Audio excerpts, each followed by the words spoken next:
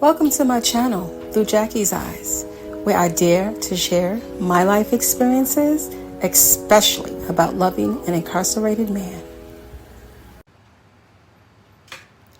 So I met him at a hole-in-the-wall spot in Harlem, an after-hours place. Like when the regular clubs close.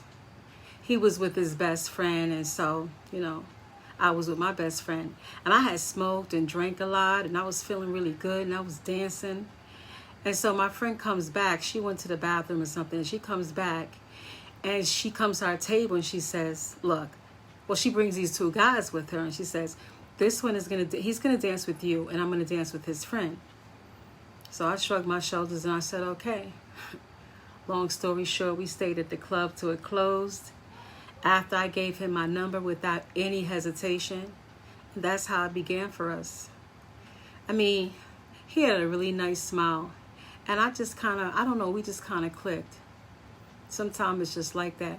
But you know what you see on TV shows and on YouTubes and social media posts when a dude comes home from prison and all his homies are at the prison gate, with the bottles and the weed and his girl is there?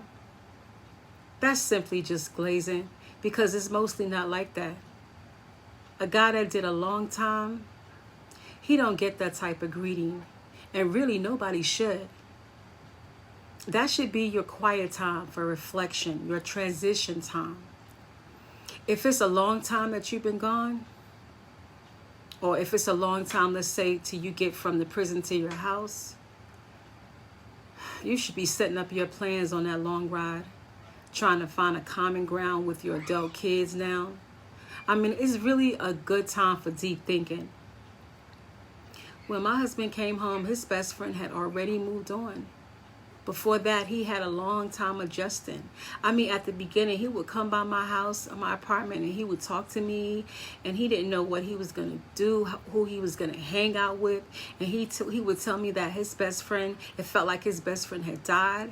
And he was angry at my husband. He never once visited him. And it took him a while. But then when my husband came home, his friend had already been done with the situation. His grief was over. He already processed it, and he didn't want to see him. And he didn't want to go backwards, And it took my husband a long time to gain that kind of trust from his friend. His friend had already, found him a girlfriend, got married. He was doing his thing.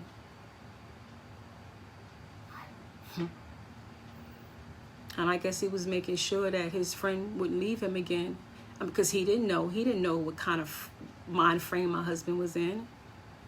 Because that time his best friend felt abandoned, and he was deeply hurt.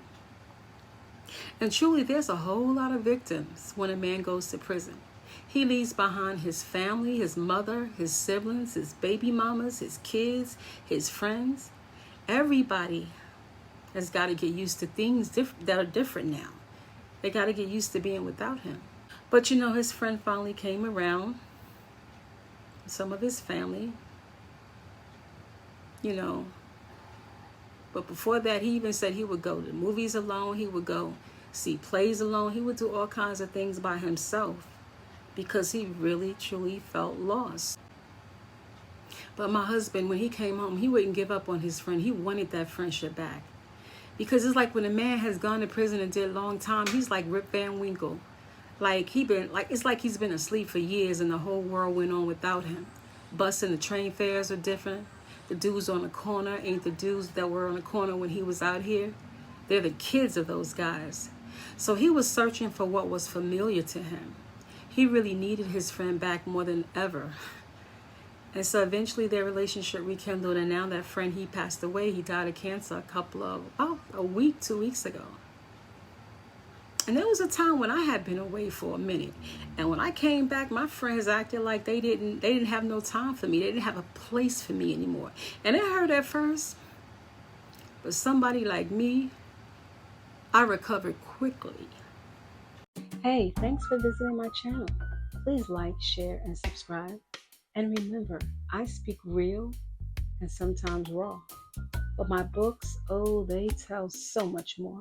Visit JackieBooks.com for a direct link to my books and also my blog. Please come back.